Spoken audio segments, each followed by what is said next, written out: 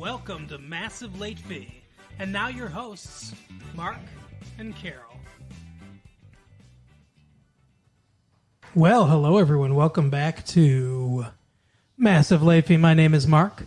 With me as always is my girlfriend Carol. How you doing, Carol? Hey, what's up? Not much. It's been a week here at Massive Late Fee. It is October 6th, 1995 by the time you're listening to this. But breaking news for us. The OJ verdict is in, Carol. Yep. Not guilty on all counts of murder. What do you think? Opinions. He's not guilty. But he is. You think so? Don't you? You were questioning when Mark Furman was invoking the Fifth Amendment against self-incrimination about the planting the glove and stuff like that. You were like, I don't know. It's weird that he would do that. It is weird that he would do that. It is weird. It is weird. They found his blood or whatever at the scene. They found her blood in his truck at his house. Seems open and shut to me. Plus whatever the hell they're talking about, this DNA stuff. I mean... Where they can test the DNA. How would his blood be there if he wasn't the killer? I don't know. Did he, go to the crime scene and bleed all over it and leave? They planted it. How do they have his blood? They've got everyone's blood. Okay, now we're getting to this crazy town. They got a big refrigerator with everyone's blood in it. Sure they do. They could have made it look like us. We did it. It's the hosts of Massive Late Fee. They did it. For sure. No, I mean, it's just, if there's blood... We didn't like what they said about, I don't know, Airheads. A movie we talked about.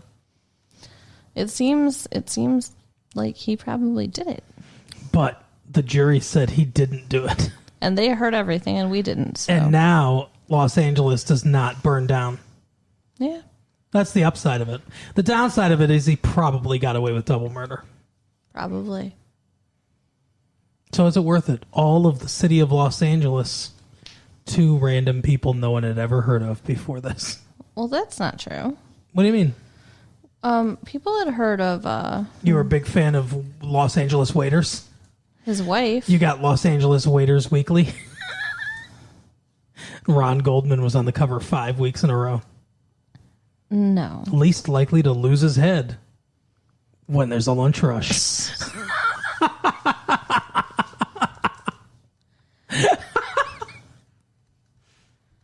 I think people have heard of his wife, is all I'm saying. Nicole Brown Simpson. Yes. I don't know. I guess maybe. I hadn't heard of her before this. I don't know. I mean, I barely heard of OJ before this. The tasty breakfast drink, or literally the only reason I knew who he was is because we watched that movie that he was in. And The Naked Gun. You brought up, the football stuff. Yeah. But Buffalo Bills, 2,000 yards, care one about season. Football, so USC. He went to USC. Yeah. A Bruin.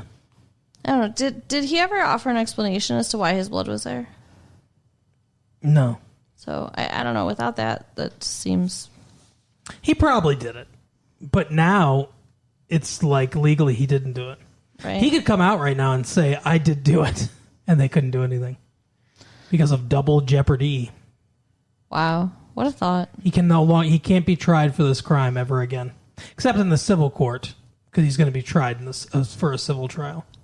And we'll see what happens. So what happens if he loses in the civil trial? He owes money? Yeah, he owes money to the Goldman and Simpson families, I guess, or whatever. Oh, I'm sure that makes Browns. up for it. Well, how much cash is your child's life worth, I guess. I mean, I wouldn't even want the money. Would you? Wouldn't? Yeah, I'd take it. Somebody killed your family member and then was like, but I'll pay you, $100,000 or $1 million or something. You would be like, okay, well, I'll take the money since they're already dead. You're talking about a false choice, okay? So would the Goldmans say, we'll forego the civil trial if you find him guilty in the criminal trial and he goes to prison? I'm sure they absolutely would take that. But it's about justice, right? So they didn't get justice here. So make him destitute. Inflict some kind of pain on his life. Financial in this case. So, yeah, I would pursue it because not that I would necessarily even care about the money. I might just give it to charity. But for him to not have it anymore, for him to go through that suffering. And who knows? If they take enough money away from him, maybe he'll commit another crime. Yeah. And then go to jail for that. That's true. Because he'll be desperate and, poverty leads to crime. That's what it is. I didn't think of it that way. That seems a little evil, but sure. Well, a lot of justice is about vengeance. That's why the death penalty exists. Death penalty is not about justice. It's about exacting vengeance. True. But, you're right. At least, the city won't burn. Yeah, that's the one positive to come out of this. Because, two adults are dead, and one of them at least had children. Yeah, I was going to say 2 children lost their mother. Mm-hmm. I can't remember how many children they had. If it's two. Okay. I don't know. I thought so. But now you have me second guess myself. And OJ lost his wife, or his ex-wife. I was going to say, he already lost her a long time ago when they got divorced. After he beat her a bunch of times, and those 911 tapes got played in the court, and apparently that didn't make a difference either. That's crazy. I followed this trial super closely. I was so obsessed with this. See, and there's a thing right there. There was proof. There's proof that he hurt her. Mm-hmm. So shouldn't he suffer for that at least? Shouldn't there be something happen to him? Well, he wasn't on trial for spousal abuse, and she never charged him. And spousal abuse apparently is one of those crimes where the person you're abusing has to complain. Without the city can't be a complainant, I guess. That's crazy. Unless they witness it. I think if they witness it, they can. But if they haven't witnessed it, they can't just be like, we're charging you. Right. But they can for other crimes like murder. Like cops, the state doesn't have to witness you killing someone in order to be like, we think you did it, so we're putting you on trial for it. Well, and the dead person can't press charges, so... That's probably part of it, yeah. I don't know. You don't know. I don't. How do you feel about it? I don't know. Don't know how to feel about it. I know a lot of black people are happy today. Well, I'm happy for them, I guess. I guess, yeah. And I think part of them fervently believe he didn't do it. And I think part of them are like, rich white people get to get away with this all the time. We're celebrating the fact that a rich black person got to get away with it. And it's like, I get that, but also, if you're not rich, but you're black, then, you're missing a key component. Unfortunately. To being able to get away with murder. So money factors in a lot more than race. Yeah. Norm Macdonald had the best line on Saturday Night Live. The best line, maybe the best line that's ever been delivered on that show. What was that? Where he does the Weekend Update segment, and he said, well, it's official, murder is now legal in the state of California. Right. Because he has been, he's been the entire time, this trial that Doji's guilty. And it's, it'll be interesting to see what happens from here on out. I don't know what OJ's going to do. I would say his career is probably over. Well, maybe I can't imagine he's going to be in another movie. He was almost in The Terminator. Really? Instead of Arnold Schwarzenegger. Really? He auditioned for The Terminator, yeah. Huh. And the producers decided not to hire him because he didn't look mean enough. Really? That's funny. Too nice. Well, originally the Terminator was just supposed to be, and this makes a lot more sense. Originally the Terminator was just supposed to be like a normal dude. Like Michael Biehn that plays Kyle Reese in that movie. They thought he auditioned for the Terminator, I think. Like it was going to be him initially. And that makes a lot more sense because if you're going to make a robot to try to blend in so that they can kill someone covertly, you'd make them look like a normal person and not an enormous Austrian man. Like he sticks out like a sore thumb. Right. So, yeah. But no, they didn't go with OJ. They decided to go with Arnold Schwarzenegger. Because he looked meaner. And I'm willing to bet anyone that wants that Arnold Schwarzenegger will never murder a human being. And OJ probably did. So, well, I don't know. He could just crush them. No, I'm saying he easily, won't. but he could easily, even by accident. I didn't say he couldn't murder someone. I'm saying he won't. Okay. Just roll over on his wife in the middle of the night when he's oh my god, sleeping. that bag of bones, Maria Shriver. Don't be mean. I guess he could have tripped and fallen on Danny DeVito when they were filming Twins and crushed him. Right? Get off of me. Anyway, speaking of comedy, we weren't, but this is comedy. Bernie Mac, if you're not familiar with Bernie Mac, he's notable for Def Comedy Jam. He's a up and coming Chicago comedian, stand up comedian, and he's going to be starring in a new HBO show called Midnight Mac, like Midnight Mac and Cheese. That sounds terrible. What, having mac and cheese at midnight? Well, eating mac and cheese at midnight sounds good. A TV show called Midnight Mac does not. Well, his name's Bernie Mac, so it's Mac at midnight. Mac at midnight might have been better. Yeah, it might have.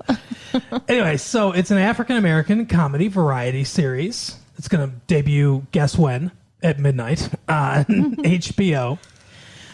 Mac's focus is on the funk and fun of an old-fashioned rhythm and blues nightclub, with the comic slipping into the persona of club proprietor and high-energy host with the most.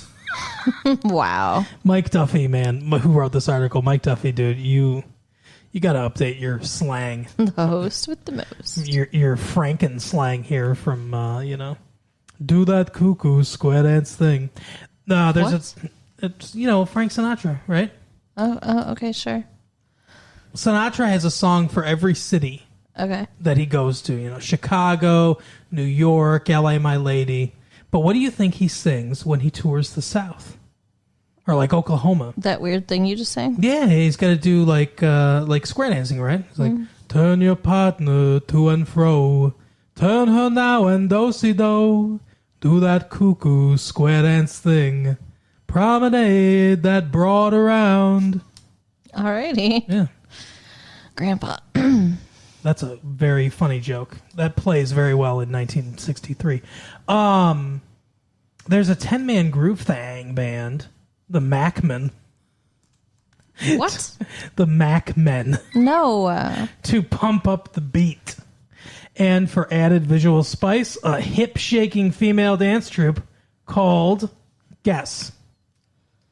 The Macarenas? What is that? No. The Macatronies. Oh, Lord. No, the Macaramonis. Macaromonis. Wow. The Macmen has some rules. I don't know. And then it cuts off. But anything, because I'm not turning the page on this one. But Mike Duffy, very good work. Bernie Mac, do a sitcom. That's what I have to say. Yeah. I don't care about your variety show. Do a situational comedy. Have a family. Sitcoms are better. I love sitcoms. Like if I could. Speaking of sitcoms, we didn't watch a sitcom this week. Nope. What were you going to say? Am I interrupting you again? That's okay. No, go ahead. I was just going to say, if I could choose, like, But TV, what sitcom should we have what watched? the hell is the matter with you? Go ahead. If you could choose one kind of TV to watch for the rest of my life, it would be sitcoms. If I could choose one kind of TV to watch the rest of my life, it'd be a Samsung. Ha ha ha. But I think Carol would go with Zenith. Sure. More than drama, huh? Sitcom over drama? Yes, for sure. Definitely sitcom over variety. Oh, yeah. There are almost no good variety shows. I mean, I like drama shows, but like sitcoms are like, they feel like home, you know? Yeah. It's like you can imagine you're with family or friends watching it, even if you're not. Sitcoms, when you're watching it, you're with family or friends. Maybe not. Right. It's like the old... In the 80s, they did this stuff where they'd have... Guess what's going to be on NBC this season. And it would be this long, extended commercial. I think they used it for the upfronts or whatever. That's where they present to advertisers, what shows are going to be on. But they do this like whole musical montage number with Bill Cosby and, for the Cosby Show and Cheers and stuff like that. And they'd all be doing different things. Like, it'd be raining and it's like, oh, you're down, what you gonna do? But when you get home and you turn on ABC, your friends are with you. And then they start to, on NBC, we love it. That kind of stuff. Uh-huh. Yeah. That's interesting. You've told me about this before, but I don't remember seeing it. Like, I feel like you imagined it sometimes. I wish that there was someplace we could go, like a TV station that we could go to, or if the internet could do something like that. Because I'm sure there are people that have this on tape. If there was a place where you could put your tapes, your videotapes on the internet, old stuff. Well, how could you possibly do that? Then that? you could see that. You can't fit a videotape into a computer. There's got to be some way that you could put video onto a computer. Right. Well, you work on that. You figure that out. All right. Okay. I'll work on it. Speaking of tapes, though, videotapes. Mm-hmm. This week, we watched a movie that was not on videotape. No, but there's videotape in the movie. She's making videotapes. Oh, yeah, that's part true. of what sinks her. That is true. We watched To Die For. With the lovely Nichole Kidman. Yeah, is Nichole Kidman to die for in this movie? Well, she's very pretty. Eh. I agree. Like, the guy that she marries in the movie says she looks like a China doll. Like, I can see that because her skin is very porcelain. Flawless. Yeah. I want skin like that. All right. Your skin's good. I'm going to write to her and find out, like, what her skincare regimen is like. Well, first of all, she sucks the blood out of 5 virgins every week and injects their life force into her body like everyone in Hollywood does. Sure. Like you do. So tell us about To Die For. Okay. So her husband was in a band. Matt Damon. What? She wasn't married to Matt Damon. Matt Dillon. There you go. I don't know who that other person is. Nope. No clue. So she's married to Matt Dillon. Well, they start dating while he's in a band. Yeah. And he fucks her by a tree. He does. That's right. Good for you. No, I have some things to say about this movie. Yeah. Because I think it's more helpful to do it this way than to just go like beat by beat like we do with 90210. Okay. I had a lot of problems with this movie off the top. Go for it. Right at the beginning. I don't like the way it's presented. This was directed by Gus Van Sant, who's most famous for directing the movie My Own Private Idaho, I think about 4 years ago. Okay. You didn't see that, did you? No, sir. Never heard of it. Never seen it. Doesn't sound good. Oh, really? Really? You don't think you'd like it? Okay. It's very interesting. I don't know, because I don't know what it's about. No, you just assumed. But, yes, I did. You assumed that you're not going to like it. You think it's not good. Let me tell you about My Own Private Idaho. Please do. It stars River Phoenix and Keanu Reeves, and is about both of them are sex workers, basically, sleeping with both men and women. River Phoenix's character is gay and loves Keanu Reeves. He tries to make several passes at Keanu Reeves throughout the movie. Keanu Reeves says, I only have sex with men for money. And his dad is super rich, but he's alienated from his parents, Keanu Reeves' character. And he says, when I'm 21, I'm going to inherit my family's fortune, and then I'm going to stop doing all this. Okay. And River Phoenix's big, driving force throughout the movie is he's looking for his mother. So they go to Idaho. They find out she went to Rome. They go to Rome to look for her. Wow. It's a whole thing. And the two of them, travel together throughout the entire movie. That sounds awesome. Mm-hmm. Well, I'm sorry, but, Idaho, as in, the state, where potatoes come from, does not sound exciting, so... That's what connection my brain made. He keeps River Phoenix's character keeps having these narcoleptic fits too, where he just falls asleep and then he flashes to like his mother taking care of him or stuff like that. Sounds dangerous. Oh, it is. So the same guy that directed that movie directed this movie. Correct. And you saw this movie. My Own Private Idaho? Yeah. And you liked it. Yeah, and you would too. Okay. But the beginning of this movie I don't like because, first of all, this movie clearly, and it's sort of like with Serial Mom and a couple other movies that have come out recently, seem to be playing on this idea of violence as like a commodity, or these kind of stories like a commodity. Because there's the OJ thing, Lorena Bobbitt cutting off her husband's penis. There's the Joey Buttafuoco thing with Mary Kay Letourneau and all that stuff. And then Tanya Harding. That's the other one that I couldn't think of. But all these like scandalous things have come out recently. And they've been big business. People have sold their stories and stuff like that for TV movies of the week and all that stuff. And these movies seem to be playing on that idea of scandals like this that they make celebrities out of people who are probably awful people. Right. And makes sense.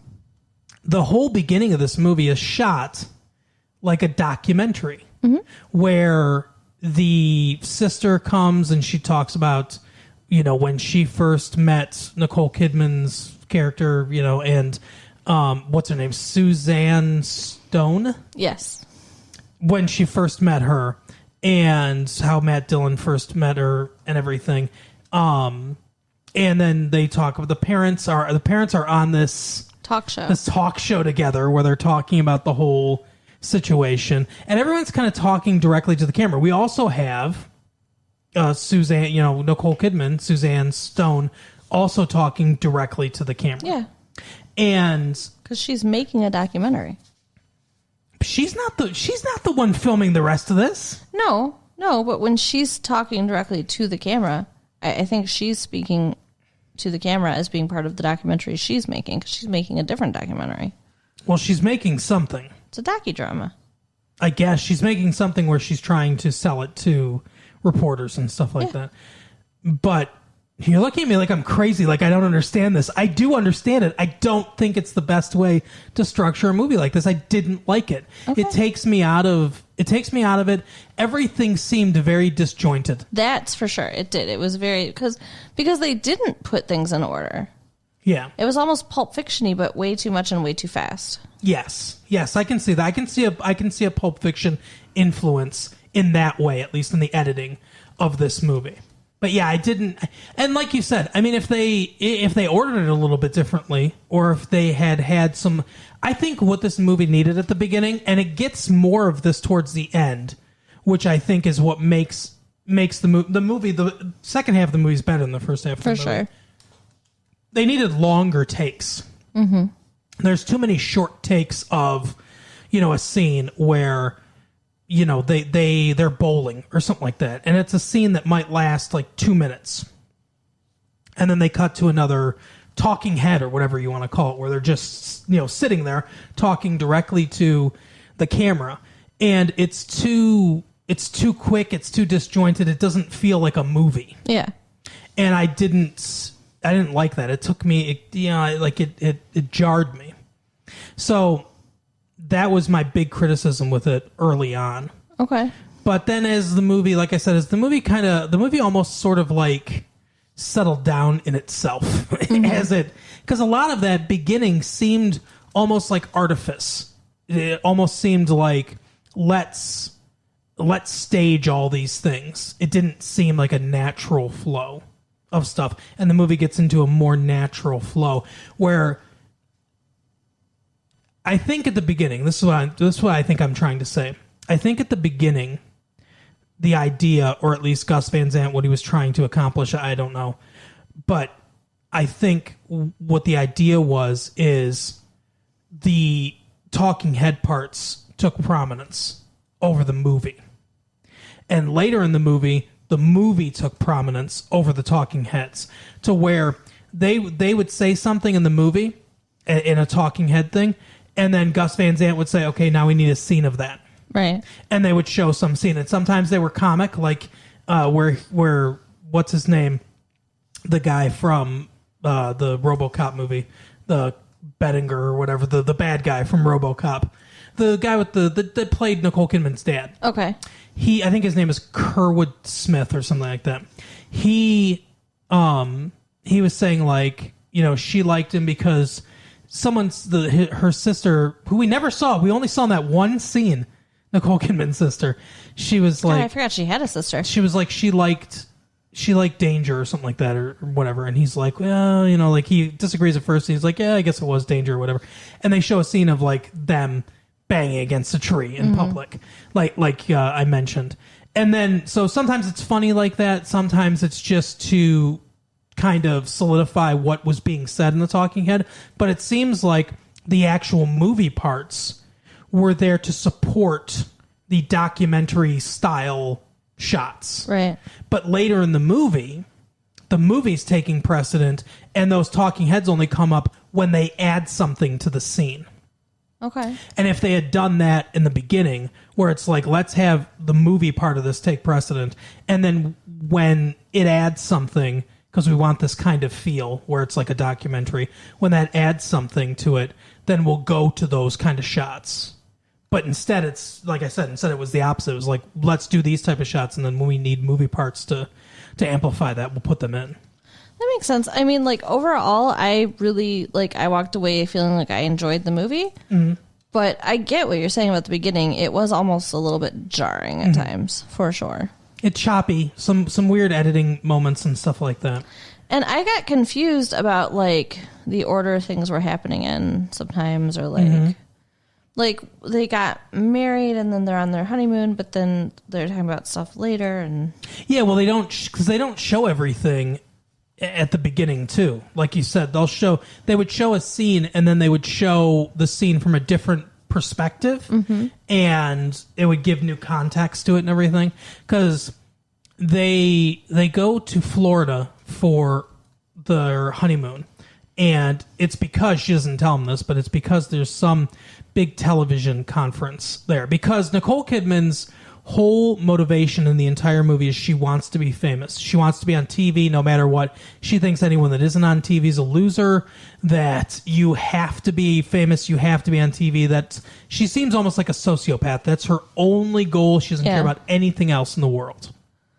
And she's got her husband, like, so just wrapped around her finger and like, into her own delusional beliefs about herself. Like, and her family, his family owns at least one restaurant. Yeah. And they have some decent amount of money and apparently some mob ties. Right. But, like, she got him to go out boating without her on their honeymoon because she's going to be on TV and she can't tan. She's not even on TV yet. She frames it like it's for him. Like, I know you like fishing, so you go out and do this. Yeah. And I'll just do whatever. And that's when she goes to this conference, and she sees that one guy speaking. And he's talking about how television's the future and everything. And then she ends up having dinner with him and some other people. And they're talking and everything. And he basically tells a story about how this woman came from, like, the Midwest, and she was the local weather girl, and she brought this letter with her, and she was doing this audition for some national thing or some national news thing, and she gave the letter to this guy, and it was like, you know, from the producer of her little local station, that said something to the effect of, I don't remember exactly how it went, but it said something to the effect of, you know, to whomever reads this letter, you know, this woman's incredibly qualified, she's very hardworking, blah, blah, blah. And most importantly, she will suck your cock until your eyes roll back in your head or whatever. Right. And the guy was like, so, you know, she got hired or whatever. And he said years later, they talked to he saw the producer, and he was like, said something about the letter. And the guy's like, what are you talking about? I never wrote any kind of letter. And Nichole Kidman's character is so dumb. She doesn't get it. She's like, oh, so who wrote the letter? Yeah. And he was like, she did. Or she's like, why? Why didn't he remember it? And she goes, because he never wrote the letter. And he's like, oh, who did? Like, yeah. She wrote the letter. And then he whispers in that, you know, who that became. And he like whispers a name. And she's like, oh no, my gosh.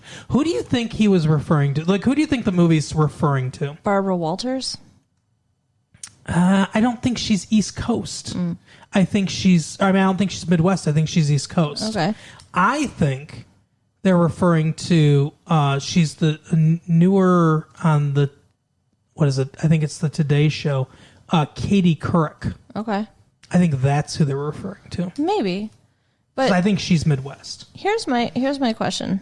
Okay. Obviously, it's not true, but. Later, she is interviewing for a weather girl position. Well, no, she's not. She's interviewing for a gopher position. For a gopher position for at a local cable show. Yeah. And she has a letter in her purse that she almost gives the guy and doesn't, and then tears it up. She almost gives it to Newman from Seinfeld. Yeah. She didn't even get it, but now she's gonna copy it. I don't understand. Like, why? I think the lesson that she took from that meeting is that's how you get ahead, is by offering yourself sexually. And my other question, because that guy who she had dinner with, who was talking to her, he's got his hand on her leg, and he's like, what do you think about this story? Yeah. Okay. But he didn't do anything for her career. That's what I was wondering, too. So, did she do something with him? It seems very much implied that she had sex with him. I don't know. I mean, she was trying to make a connection. That was the whole reason she went. She was trying to make a connection for her career. Nothing came. So maybe they had sex and he just went, cool. She was too dumb to get anything from it. Yeah. I don't know. She was not the smartest person in the world. She was not very smart at all. She did a lot of dumb things. Yes. As the movie goes on. But yeah, she goes for this job. She decides to rip the letter up. And she gets the job anyway. They say that they call her gangbusters behind her back. I don't get it. I don't either. And I mean, I'm starting to think it's because they like gangbanged her. No, because I don't think so. Because they she doesn't give him the letter. She's about to give him the letter. But she doesn't, Newman from right? Seinfeld. And then he's like, well, you know, he's my partner or whatever. And she looks, and I think she's like, oh, I'm not willing to do two guys at once. So she puts the letter back in her purse, and then she ends up ripping it up. And right after she left, he looks at the guy, and he's like, gangbusters. And that doesn't, like, something that's going gangbusters is, like, going really good or whatever. Like, I don't know if it's because, like, she's, like, a real go-getter or something. Like, I don't get it. Huh. I don't get the joke. No. Because I thought maybe it was, you know, like a gangbang like reference, but I don't think so. And as far as I know, it's just like someone who's very very successful. Like I wasn't with that sentence. Okay. So, I mean, they hire her to be their gopher and know that she's going to be career driven and stuff. And she is. Yeah. And I guess maybe that's what they were talking about, is that she's like super career driven. I don't know. I don't know why they think that's an insult then either. Like, was it supposed to be? Well, he said that they don't call her that in front of her face. Oh, I don't know. So I don't get it. Yeah, Newman from Seinfeld, if you're listening, write to us and explain to us what the fuck that means. I didn't get that whole exchange. But she gets promoted to Weather Girl. Yeah. She's got a bunch of ideas that she brings to him. Like about a kids' TV show that she could host, about the documentary series that she wants to make with the kids that she ends up kind of doing. And yeah, the weather thing, eventually she wears him down to the weather thing. Some of the ideas that she brought up were not bad ideas. Yeah. And, you know, the documentary, though, do you think that was something she was doing for them, though? Like, it seemed like such a personal, like, project. I didn't even really really? I thought she was just using their equipment. No, she did it for them. She was doing it for the station, so it would air on the station. Okay. And he even mentions when the cops take the things, she even mentions, those are my tapes. And he's like, well, technically they belong to the station, which is true because she was doing it for them. And so she was doing this teen documentary, which I don't understand the point of the documentary either.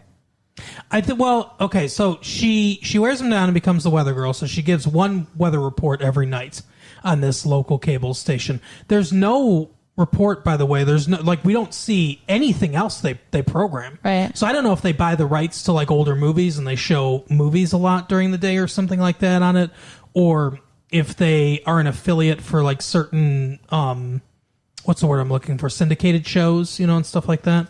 Maybe they do that. I don't know. But they don't seem to have a big production studio. No, for sure.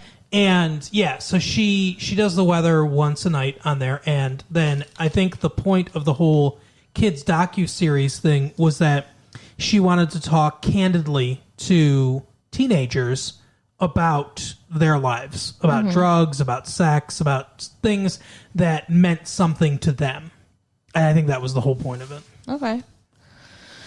Unfortunately, she becomes way too much a part of their lives. Well, she does very much become a part of their lives.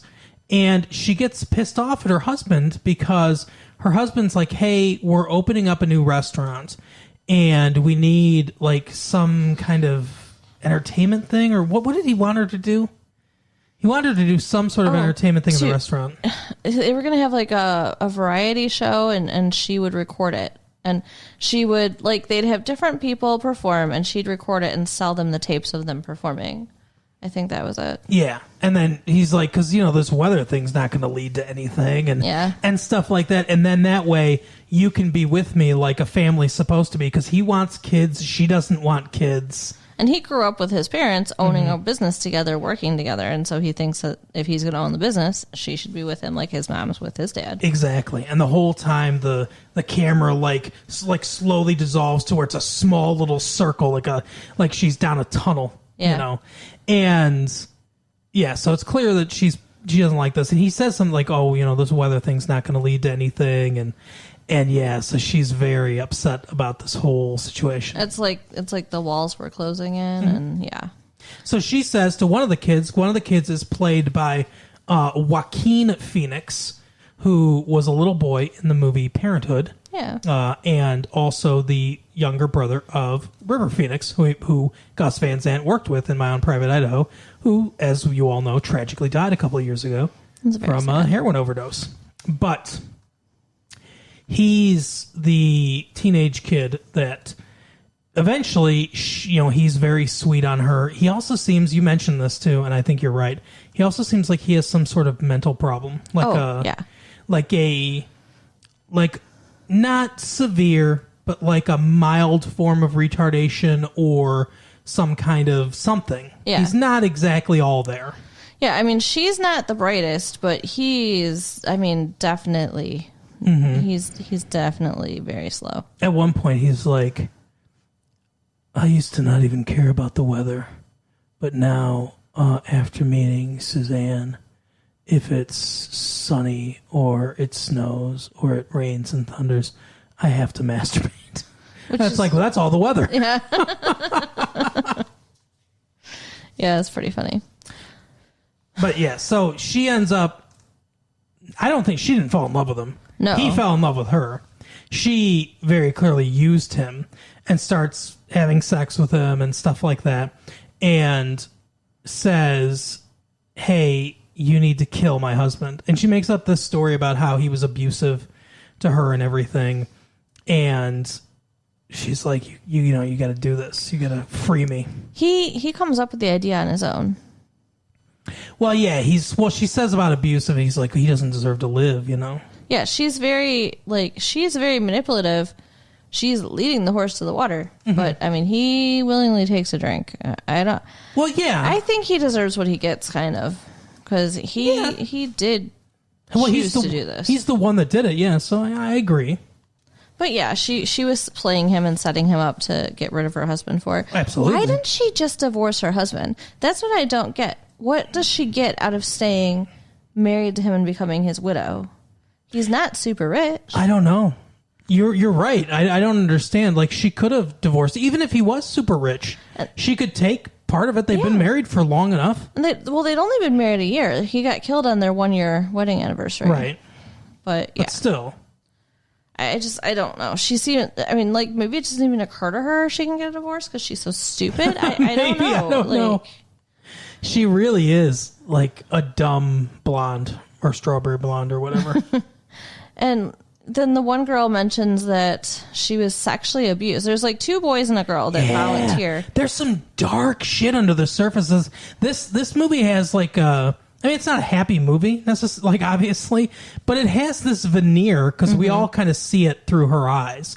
It has this veneer of like a candy coating almost, to where it's like, oh, everything's kind of happy still and everything, and I'm going to talk like this and all that kind of stuff. Right. But underneath it, which isn't explored very much, and I think that's on purpose, is some dark fucking shit. Yeah. Because like you said, this kid obviously has something mentally wrong with him that's not diagnosed or talked about. He's not getting any help for. Oh, and he never will, because he ends up in prison for life. This plus 30 years, if he lives that long, he says. Right. And this girl, like you said, was abused by her uncle or whatever. Her mom's boyfriend. Her mom's boyfriend, yes, sexually abused many times. And then she ended up getting her mom's gun, right? And telling him to leave her alone or whatever. And he did. So in her telling like Suzanne this story, she reveals that she has access to a gun, and her little ears perk up. How can I help this poor troubled soul? Oh, hey, what can I get from her? Right. And the other teenager is a young dude named Casey Affleck. And I don't know I guess maybe he seems the most normal and adjusted of them. He makes a lot of sexual comments towards her and things like that. He's very rude and everything, but he seems, I guess, the most normal. He gets beaten by Buck Henry a bunch of times. Yeah, the principal beats him up like that's normal or something. That's not normal. Kids, if your principals are putting their hands on you, it's not okay. Yeah. No matter what the reason. But he seems probably the most well-adjusted of them. I guess. I mean, he's not in the movie as much because no, he's willing to do it for $1,000. He doesn't need to be fucked. Right. Can you imagine if that she had to do that too? Oh, she God. totally would have. Oh, she would have. I think she would have had sex with all those kids. Mm-hmm. Well, she says too. She says something about her lesbian tendencies to the girl. Oh, I don't remember that. It's a very quick line, but she says something about her lesbian tendencies. And she tries on a bunch of bras and panties in front of her. Yeah. We know the camera is panned down, so we don't see anything. We don't see any skin, but that presumably the girl did. Yeah, that's true. So I think that was her trying to titillate her too. Yeah, huh. Yeah, she's a fucking weirdo, dude. So she just uses her body to get what she wants from everybody. Mm-hmm. There is this one scene in the movie where she's dancing in the rain to Sweet Home Alabama. Oh, yeah, weird choice. And, she's a very attractive woman. I get that. I still don't see it as much. No? No. She's think fine. She's okay. She's not ugly. She's not my type. She's very thin.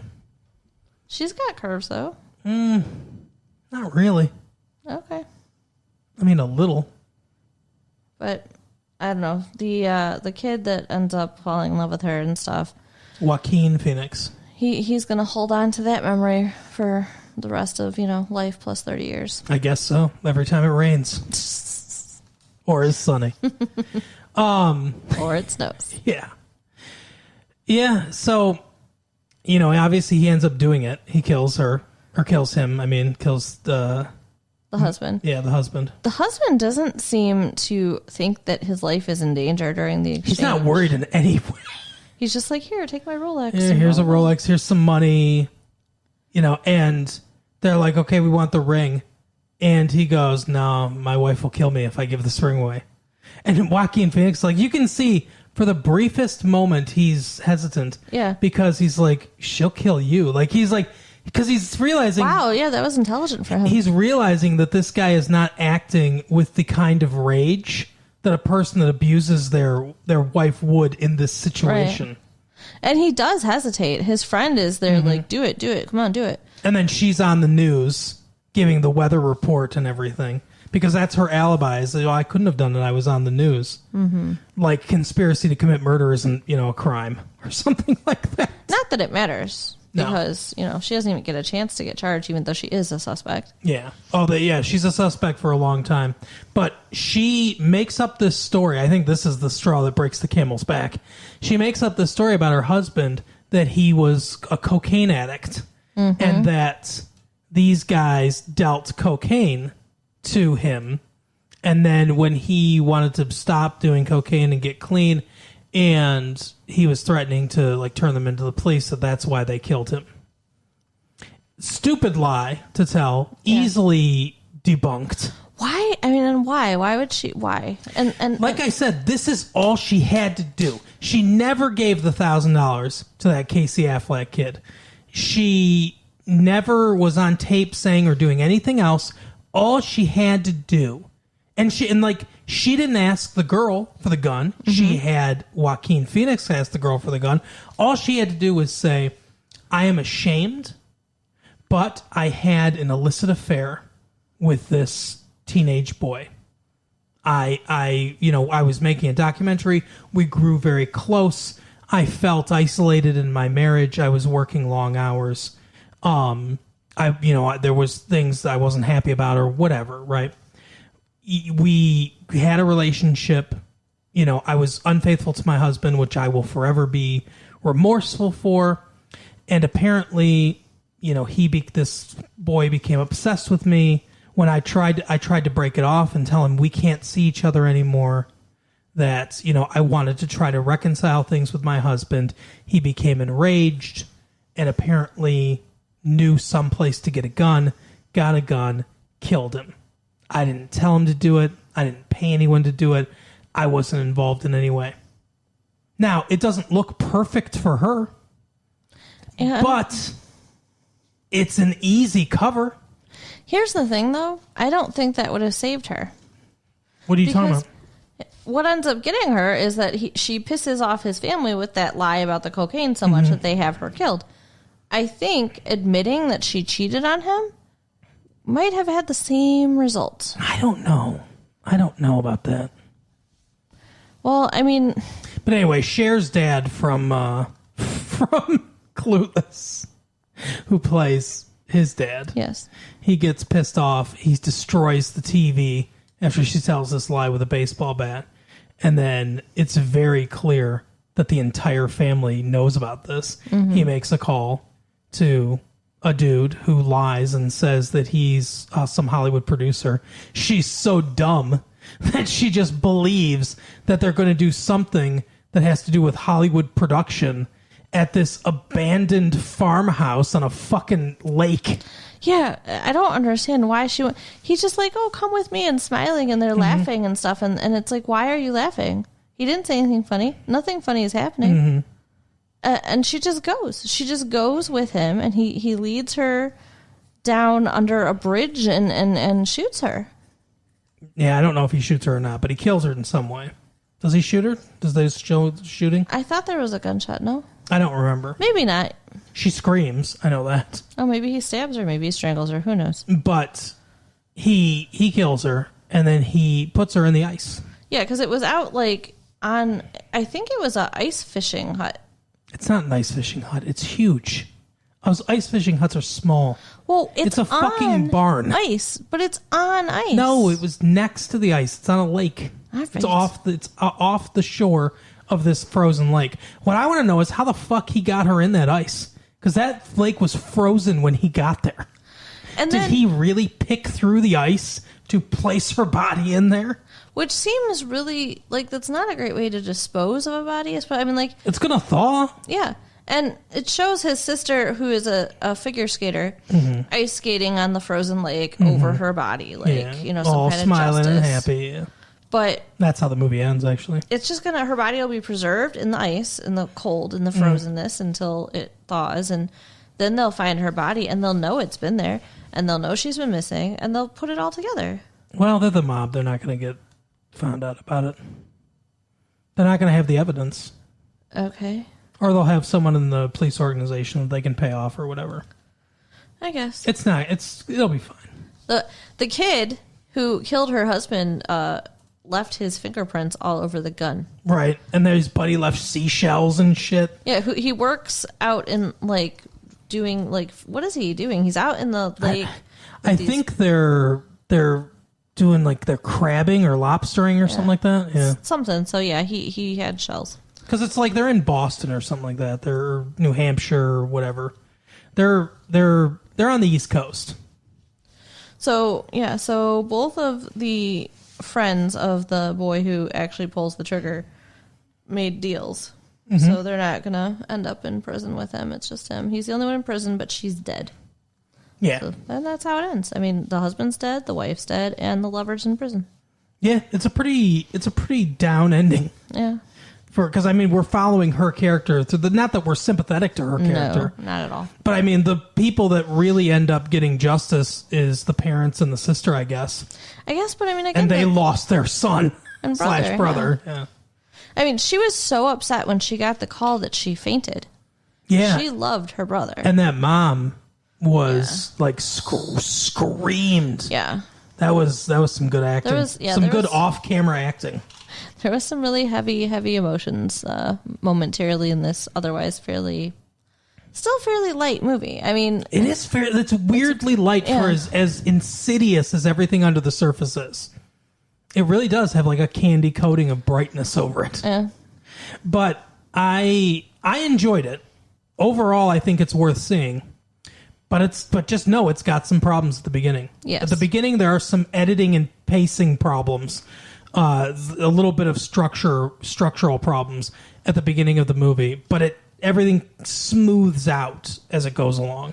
You know, it seems like in the beginning they're doing a documentary talking about what happened, but we never see it or who's filming.